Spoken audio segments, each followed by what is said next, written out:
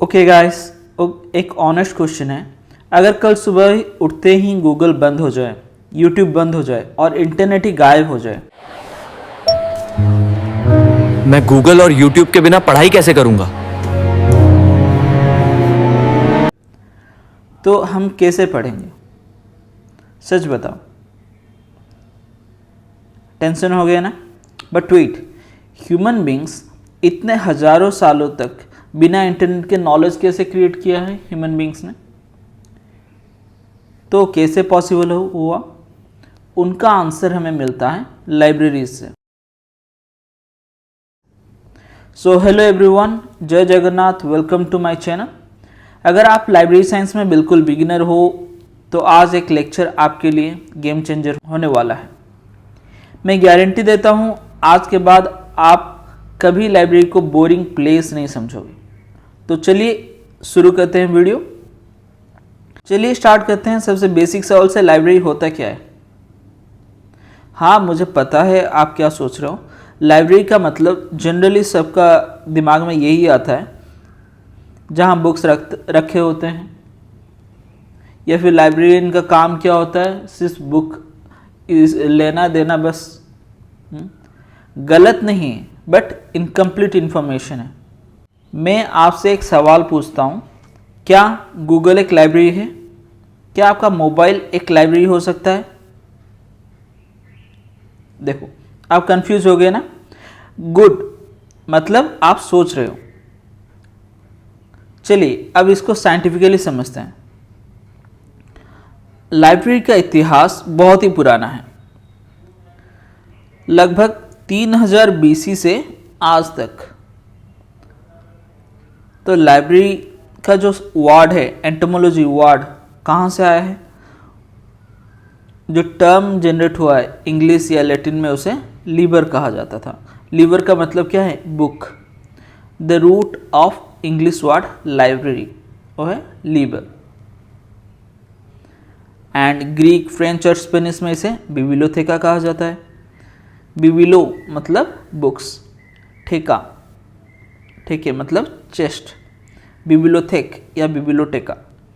Then Arabic में मक्तबा या खिजनत अल कुतुब, इसका मतलब है प्लेस ऑफ राइटिंग या ट्रेजरी ऑफ बुक्स।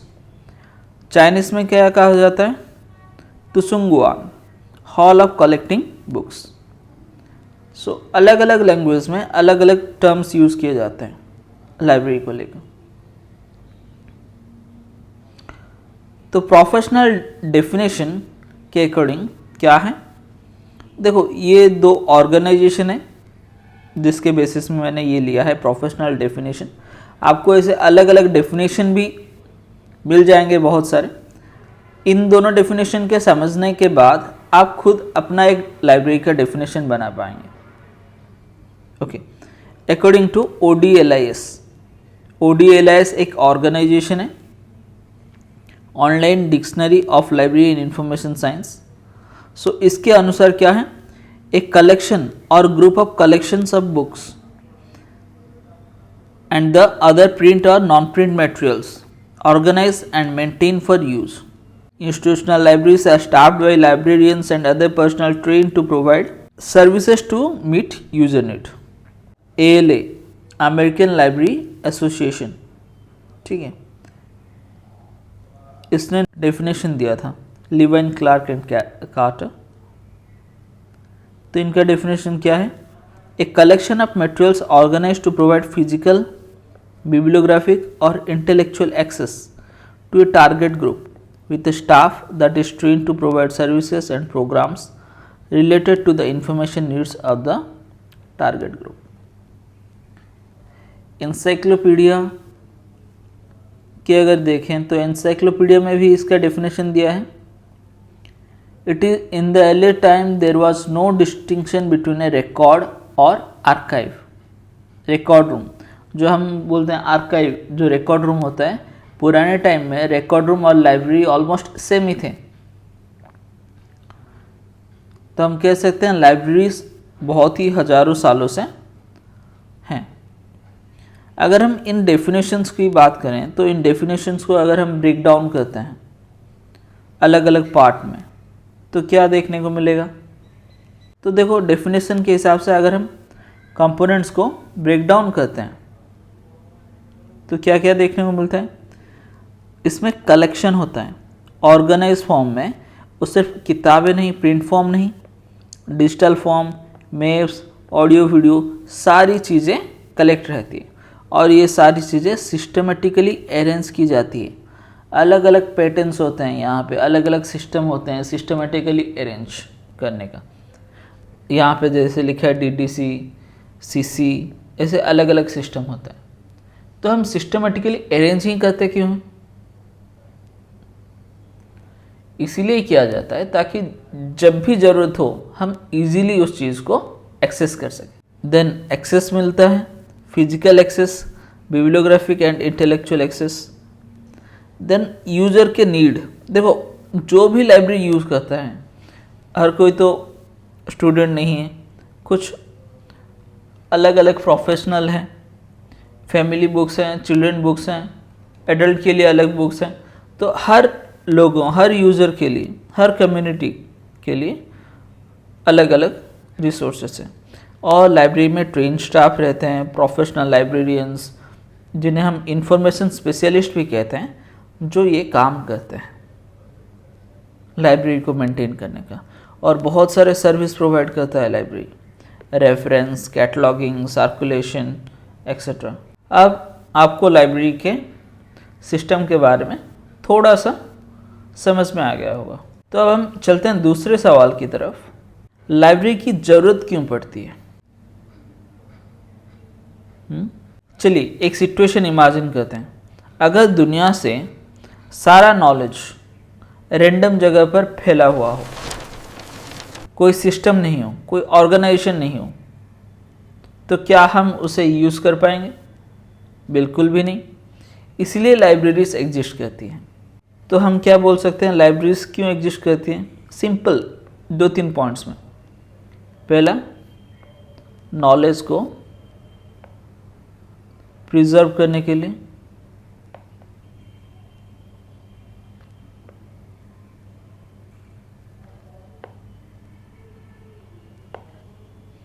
दूसरा, ऑर्गेनाइज करने के लिए।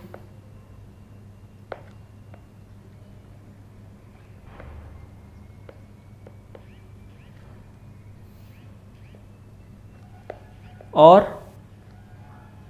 नॉलेज को शेयर करने के लिए।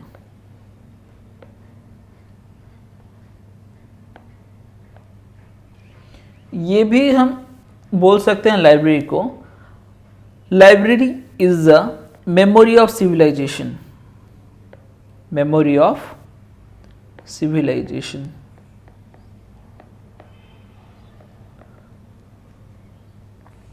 देखो यहाँ पे दिया है, आप खुद से अगर चाहे तो लाइब्रेरी का डेफिनेशन एक क्रिएट करो। सोचो आप कैसे लाइब्रेरी को डिफाइन करोगे सिंपल टर्म में।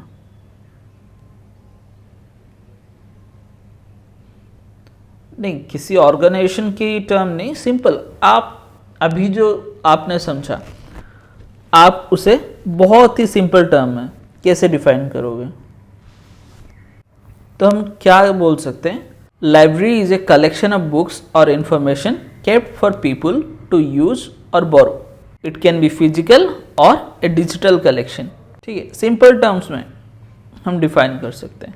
चलिए अब हम टाइम ट्रैवल करते हैं। आज हम देखेंगे लाइब्रेरी का इतिहास। आज से 4-5 हज़ार साल पहले ना बुक्स थी, ना नोटबुक्स, ना पेपर।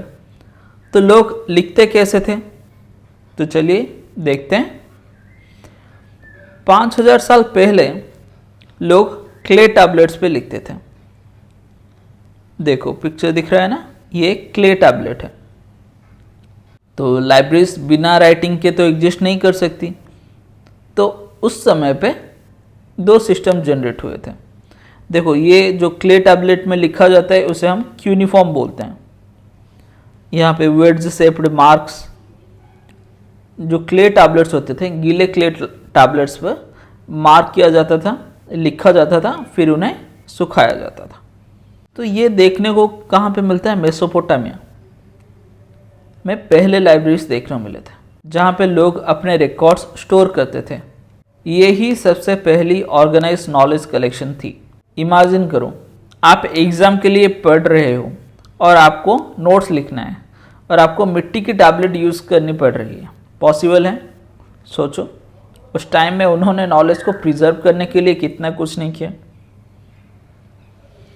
यहाँ पे देखो, दूसरी चीज़ जो इजाद हुई लगभग 3100 BCE में, तो यहाँ पे पापिरस एंड हीरोग्लिग्राफिक्स यूज़ करते थे। पापिरस होता है एक प्लांट बेस्ड स्क्रोल, प्लांट से पेपर की तरह बनता था। ये पापिरस के स्क्रोल से ही बने हैं, जहाँ पे कि उन्होंने अपने religious text, medical knowledge and royal records को प्रिजर्व किया।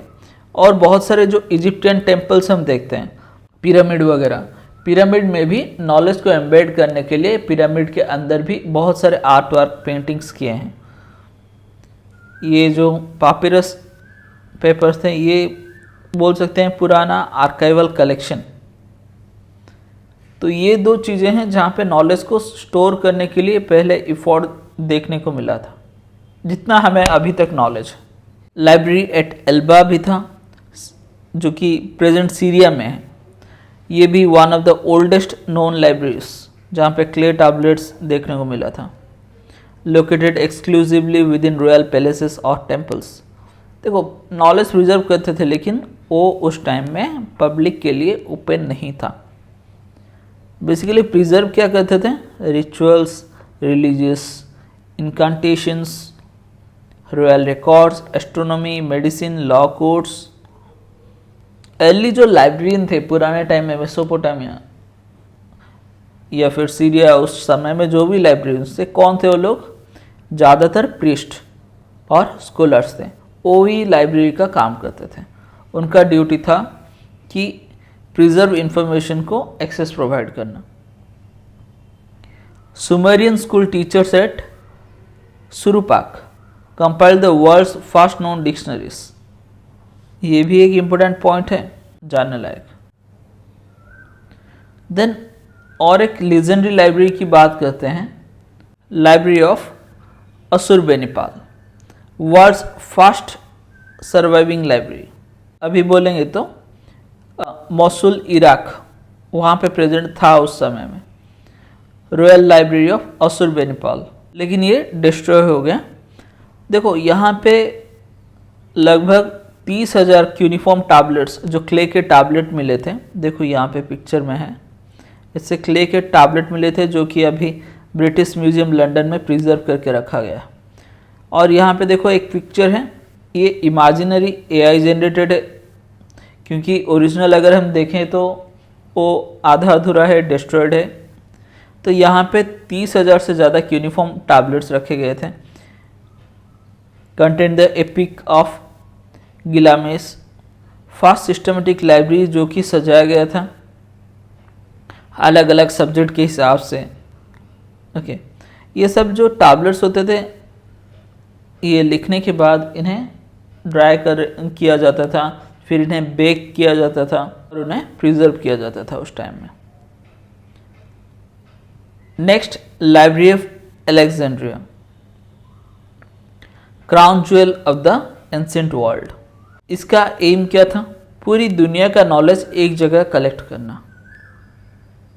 देखो यहाँ पे मोर देन 500,000 पापिरस स्क्रोल थे एक टाइम पे, 100 से ज़्यादा रेसिडेंट स्कॉलर्स थे, 120 वॉल्यूम का फर्स्ट बिब्लियोग्राफी था, कैलिमेचस पिनाकेस। ये अभी के मोसेन में लोकेट करता था। Origin of the world museum, मोसेन का मतलब। The Callimachus first bibliography, generators alphabetical order. यहाँ पे क्या रूल था कि जो भी सिर्फ इसके पास से गुजरती थी, ऑर्डर था कि उसे ओरिजिनल कॉपी सबमिट करना होगा लाइब्रेरी में, और लाइब्रेरी उसे कॉपी करके कॉपीड मटेरियल देगा, ओरिजिनल रखेगा। और यहाँ पे पहले पंक्चुएशन मार्क, ग्लोसरीज, ग्रामर जो हम अभी यूज़ करते हैं वो सब भी यहाँ पे बना था। ओके, मान लो तुम चीफ लाइब्रेरियन हो, कब हो, 250 BC, और तुम्हारा मिशन है तुम कलेक्ट करोगे वर्ल्ड का सारा नॉलेज, तो कौन सी स्ट्रेटजी अपनाओगे या फिर कौन सा सब्जेक्ट प्रायोरिटाइज करेगा? सोच के देखो 1 मिनट। लेकिन क्या हुआ, बाद में ये लाइब्रेरी डिस्ट्रॉय हो गया। लेकिन यह डिस्ट्रॉय हो गया लाइब्रेरी बाद में, कितना नॉलेज, सोचो आप, कितना नॉलेज हमेशा के लिए ख़त्म हो गया। ये हमें क्या सिखाता है कि नॉलेज को प्रिजर्व करना बहुत ही ज़रूरी है। अब थोड़ा प्राउड फील करते हैं, इंडिया में भी बहुत सारे अमेजिंग लाइब्रेरीज थी, नालंदा, तक्षशिला, ये सिर्फ यूनिवर्सिटीज़ नहीं थी, ये ग्लोबल नॉलेज का सेंटर हब था। इंडिया में नालंदा जैसे यूनिवर्सिटी स्टूडेंट्स दुनिया भर से आते थे। तो बताओ इंडिया के एजुकेशन सिस्टम स्ट्रॉन्ग था या नहीं उस टाइम पे? फिर क्या हुआ, फिर मेडिएवल पीरियड आ गया और नॉलेज रेस्ट्रिक्टेड हो गया, सिर्फ सिलेक्टेड लोगों के पास एक्सेस रहने लगी इसके ऊपर। अच्छा बताओ, नॉलेज सबके लिए होनी चाहिए या लिमिटेड होनी चाहिए? ऑब्वियसली सबके लिए होनी चाहिए। इंडिया में भी वैसा काला दिन आया जब नालंदा की लाइब्रेरी में आग लगा दी गई थी। ये लगभग 6 महीने तक जला था और इतना सारा नॉलेज, वास्ट नॉलेज डिस्ट्रॉय हो गया।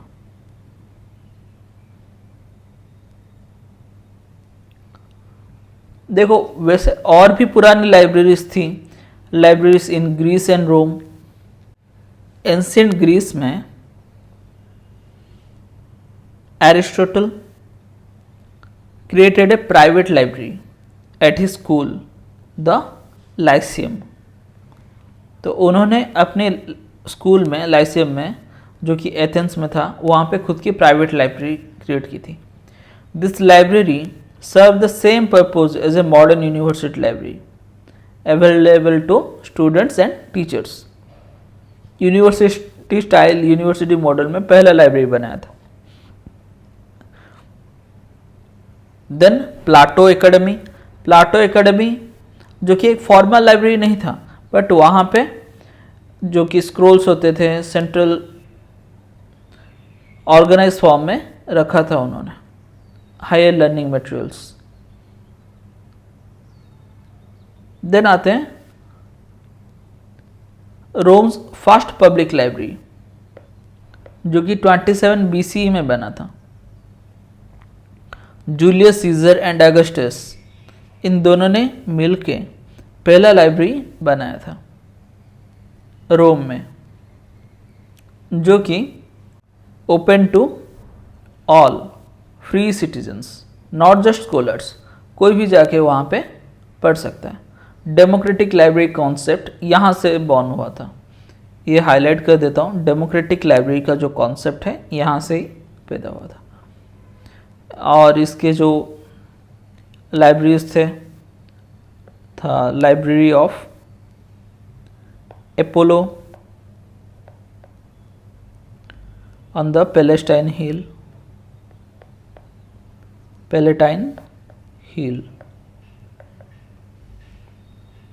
लाइब्रेरी ऑफ पेरगामम, ये लाइब्रेरी राइवल करता था अलेक्जेंड्रिया लाइब्रेरी को। अप्रोक्सीमेटली 200,000 स्क्रोल्स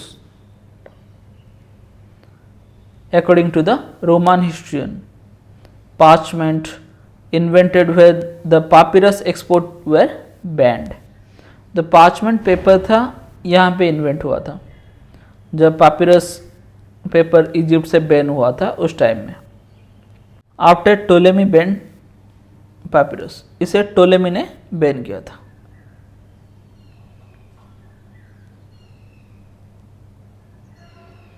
देखो libraries in antiquity were not always designed for the public to feel freely consult text.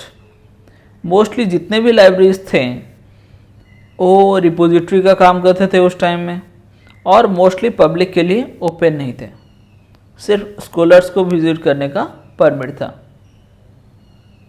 Then medieval libraries जो कि 476 सी से 1450 सी तक देखने को मिलता था। The dark ages monasteries as guardians of knowledge.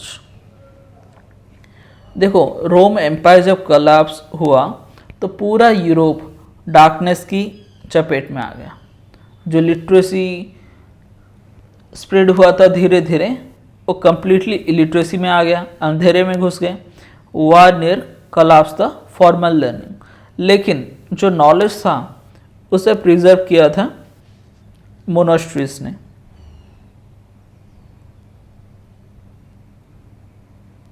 Monastery स्क्रिप्टोरिया, स्क्रिप्टोरिया जो है ये होते थे रूम्स, डेडिकेटेड होते थे कॉपिंग के लिए। देखो यहाँ पे मैन्युस्क्रिप्ट कॉपी कर रहे हैं, ये रूम्स डेडिकेटेड होते थे मैन्युस्क्रिप्ट कॉपी करने के लिए।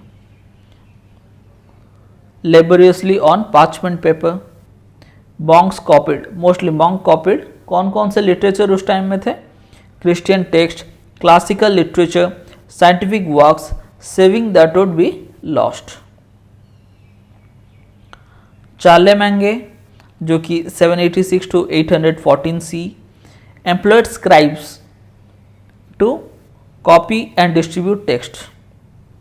A well-endowed monastery, perhaps 50 books each, taking month to a copy.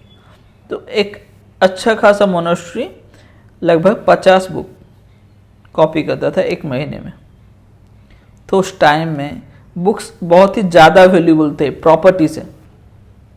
Property का वैल्यू नहीं था, बुक्स और नॉलेज का वैल्यू बहुत ही ज़्यादा था उस टाइम। सो बुक्स को इतने वैल्यूबल थे, the books were chain to desk, chained library. देखो यहाँ पे बुक्स को चेन लगाया जाता था ताकि कोई चोरी ना करके ले जा सके। दे वर मोर वैल्यूबल। अभी क्या है, अभी बुक्स की जगह डिजिटली हम लोग ज़्यादा पढ़ते हैं, लेकिन बुक्स आर मोर वैल्यूबल। उस टाइम में नॉलेज का वैल्यू बहुत ज़्यादा था। Then Islamic golden age, libraries as world center. देखो, जब यूरोप स्ट्रगल कर रहा था डार्क एजेस में, तब इस्लामिक वर्ल्ड जो था वो ऊपर उठा, और उस टाइम में वहाँ पे बहुत बड़े बड़े लाइब्रेरीज देखने को मिले और बहुत रिनोन्ड स्कॉलर्स भी देखने को मिले उस टाइम में। स्कॉलर्स लाइक अल ख्वारिज़मी, अल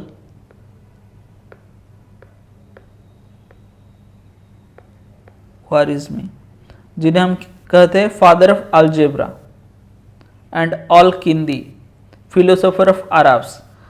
इन लोगों ने इस पे काम किया। तो major Islamic libraries mostly translator team रखती थी to render Persian, Greek, Roman and Sanskrit text into Arabic, ताकि वो अपने लैंग्वेज में नॉलेज को प्रिजर्व कर सके, the knowledge that was being lost in Europe.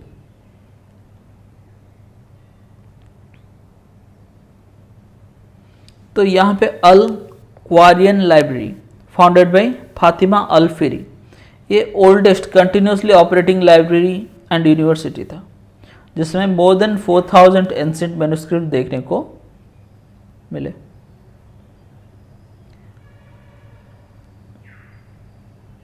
Historian इब्न अबी ताई ये इसे डिस्क्राइब करते हैं as a wonder of the world, probably the largest collection of literature on earth at that time. Then Timbuktu library, जो कि 11वीं सेंचुरी में ही Islamic state in West Africa developed this library, और इस टिम्बक्टू लाइब्रेरी में estimated 700,000 manuscripts survived, critical for Mali and Songhai Empire for 600 plus years.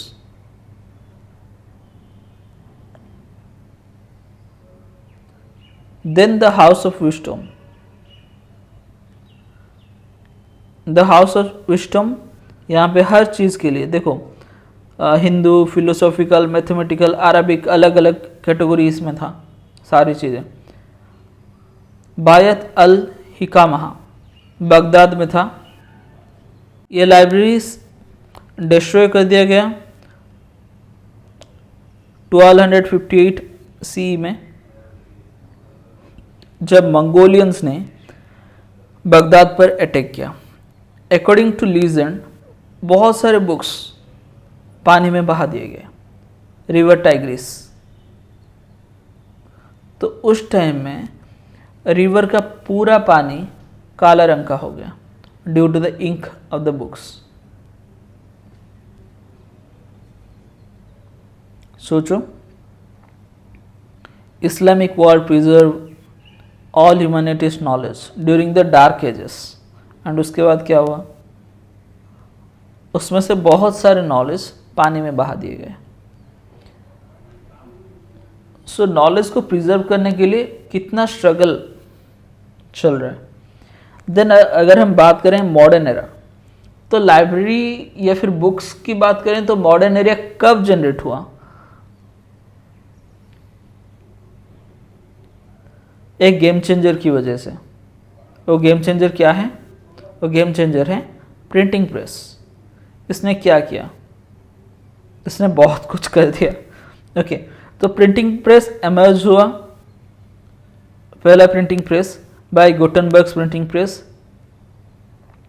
पहले हम क्या देखते थे, महीने लग जाते थे बुक कॉपी करने के लिए, एंड जो क्लर्जी रॉयल्स थे उन्हें ही एक्सेस होता था। लाइब्रेरीज बहुत ही छोटे होते थे, रेस्ट्रिक्टेड होते थे। जो नॉलेज था, नॉलेज कुछ लोगों के हाथों में सिमटा हुआ था। लेकिन प्रिंटिंग प्रेस की वजह से सारा गेम चेंज हो गया। देखो अभी क्या है, प्रिंटिंग प्रेस की वजह से बुक मास प्रोड्यूस होने लगे, जिसकी वजह से ये एफोर्डेबल हो गए to all classes. Universities libraries बनाने लगी, knowledge right for all, national libraries, public libraries, इनका एरा और इंफ्रास्ट्रक्चर बढ़ने लगे। Then national libraries and the golden age, हम बोल सकते हैं वो गोल्डन एज था 17 to 19 सेंचुरी। तो जॉन डी 1556 में presented Queen Mary one of England with the first proposal for national library. ये एक बोल सकते हैं one of the first proposal history में, विजनरी था, ये बहुत ही विजनरी प्लान था नेशनल लाइब्रेरी का। देन ब्रिटिश म्यूजियम लाइब्रेरी बना 1759 में, और अपना रीडिंग रूम इसने खोला 1757 में। पहला रीडिंग रूम बना था। King George II granted it the right to receive a copy of every book published in Britain, establishing legal deposit. King George II ने ऑर्डर दिया था कि जो भी कॉपी पब्लिश होता है इंग्लैंड में, हर पब्लिशर को एक कॉपी डिपॉजिट करनी पड़ेगी। ये प्रिंसिपल अभी भी चल रहा है नेशनल लाइब्रेरीज में वर्ल्ड वाइड। देन आते हैं एंथनी पैनिजी 1856 में, और जिन्होंने मॉडर्नाइज किया लाइब्रेरी को, इसकी जो होल्डिंग्स थी उसे बढ़ाया फ्रॉम 235,000 टू 540,000 वॉल्यूम्स, और उन्होंने 91 कैटलॉगिंग रूल्स उस टाइम में बनाया था, जो कि मार्क, डबलिंग, कोर, इन सब का एंसेस्टर है। Then public libraries act UK जो कि था 1850 में, local government funded public libraries from taxation, ये एक रिवोल्यूशनरी एक्ट था उस टाइम में। देन और एक लेजेंडरी फिगर आते हैं एंड्रयू कार्नेगी, इन्होंने फंड किया था more than 2509 libraries worldwide. The greatest single expansion of public library infrastructure in history. इतने लाइब्रेरीज को इन्होंने फंड किया था. Construction, infrastructure. Then Boston public library, ये एग्जिस्टेंस में है 1848 में. Establish the principle that access to education is a right not a privilege.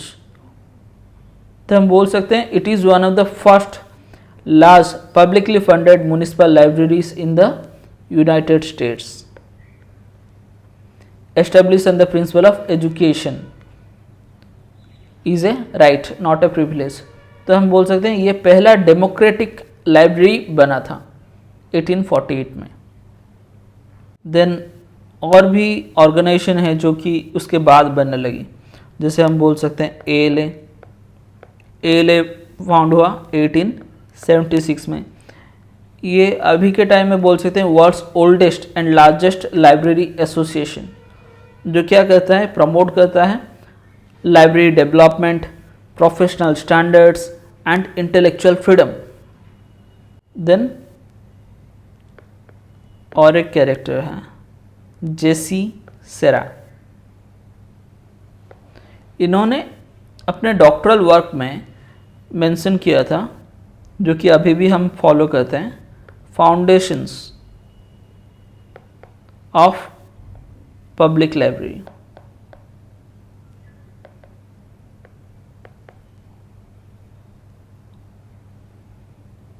जो कि जिसकी वजह से एस्टेब्लिश हुआ intellectual history of the American public library development. तो अगर हम टाइमलाइन की बात करें तो पहले लाइब्रेरीज लगभग 3000 BC में देखने को मिला मेसोपोटामिया एंड इजिप्ट में, और मोस्टली क्ले टैबलेट्स में स्टोर किया जाता था information, and libraries were act as a repository. Then देखने को मिला था 2500 में लाइब्रेरी एट एल्बा.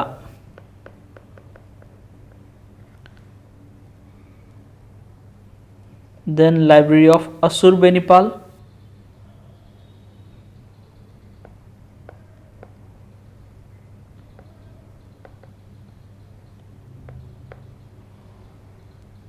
देन लाइब्रेरी ऑफ अलेक्जेंड्रिया देखने को मिला था, मोर देन 500,000 स्क्रोल्स प्रिजर्व किए थे. देन अल क्वेरियन लाइब्रेरी, और भी लाइब्रेरीज हैं लेकिन ये मेजर लाइब्रेरीज की बात करते हैं. अल क्वेरियन लाइब्रेरी जो कि मोरक्को में फाउंड हुआ था, जो कि यूनिवर्सिटी स्टाइल में पहला लाइब्रेरी बना था. Then house of wisdom 9th century में बगदाद में था, जो कि मंगोल्स की वजह से डिस्ट्रॉय हो गया था. देन रिवॉल्यूशन आया प्रिंटिंग प्रेस. प्रिंटिंग प्रेस किसने बनाया था? गुटेनबर्ग. और जर्मनी इसी वजह से मास प्रोडक्शन किया, लाइब्रेरीज वाइडली एक्सपांड होने लगी वहाँ पे 1440. देन ब्रिटिश म्यूजियम लाइब्रेरी,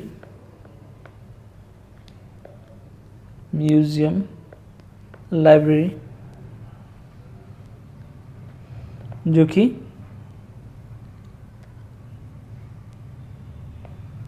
1759 में बना था.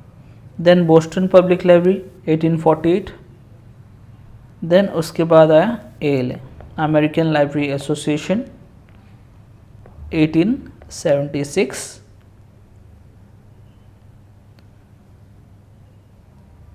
देन फर्स्ट स्कूल लाइब्रेरी बोल सकते हैं, जो कि 1887 में आया था. फर्स्ट स्कूल लाइब्रेरी,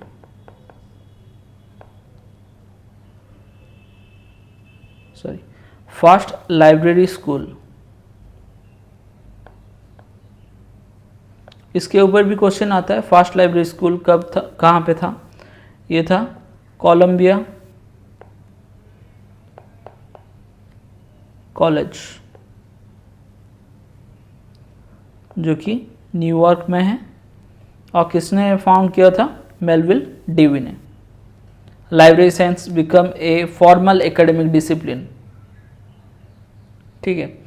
एंड बाद में हम 1990s से हम बोल सकते हैं डिजिटल लाइब्रेरीज इंटरनेट रिवॉल्यूशन की वजह से धीरे धीरे एग्जिस्टेंस में आए।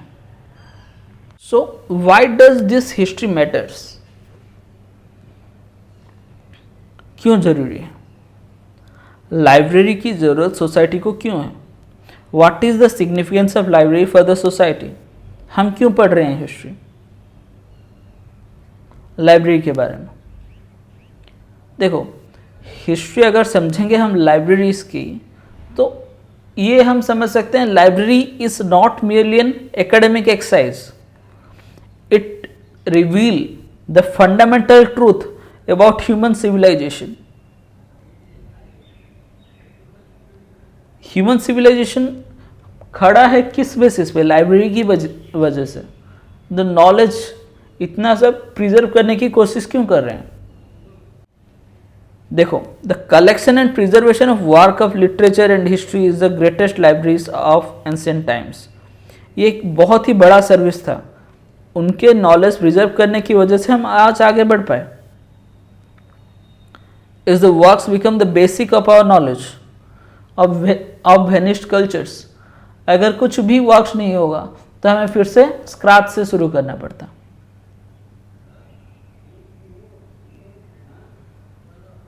हम लाइब्रेरीज को क्या मान सकते हैं?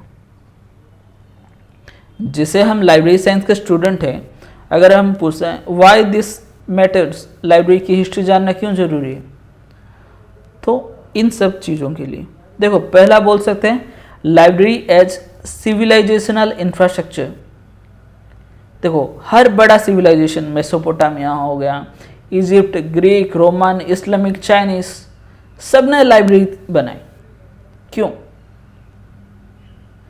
The presence of libraries correlates directly with the intellectual and cultural development, advancement. Libraries act as a democratic institutions.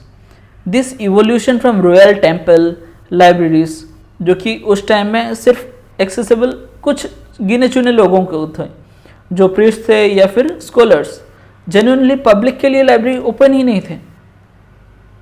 Mirrors that evolution of human rights and democratic society, यह लाइब्रेरी से आया। Then library as a guardian against forgetting, जैसे हमने अभी बहुत सारे libraries के destruction के बारे में पढ़ा। लाइब्रेरी ऑफ अलेक्जेंड्रिया जैसे पानी में बहा दी गई, house of wisdom, library of Alexandria war की वजह से डिस्ट्रॉय हुआ, house of wisdom, Timbuktu manuscripts remind us that knowledge is fragile. तो लाइब्रेरीज एग्जिस्ट क्यों करती है? टू प्रिवेंट सिविलाइजेशनल एमनेशिया, जो भूलने की आदत, उसे वो गार्डियन करती है। Libraries as professional fields, the history of library is also the history of our profession. From the priestly archives, जो कि मेसोपोटामिया में देखने को मिलता था, अभी हम डिजिटल इंफॉर्मेशन स्पेशलिस्ट बन चुके हैं, जो कि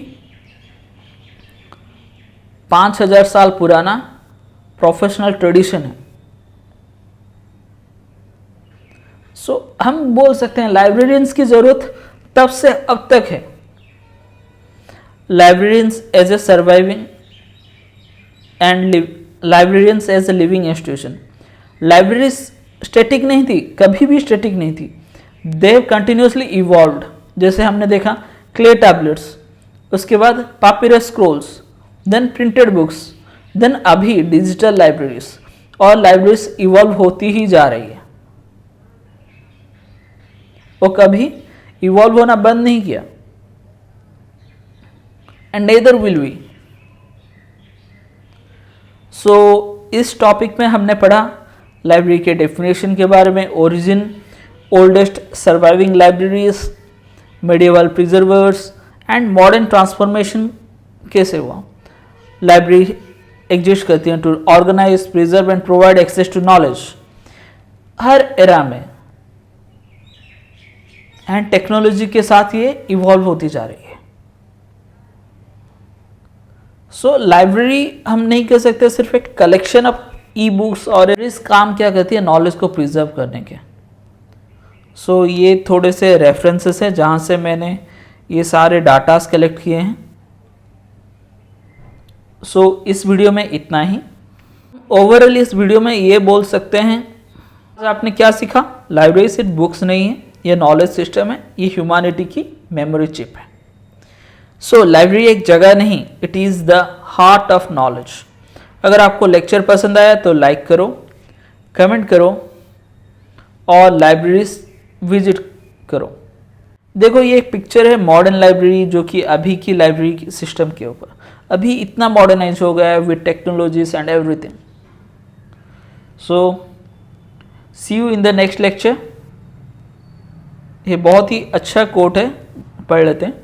the very existence of libraries affords the best evidence that we may yet have hope for the future of man. So इसके साथ thank you and have a great day.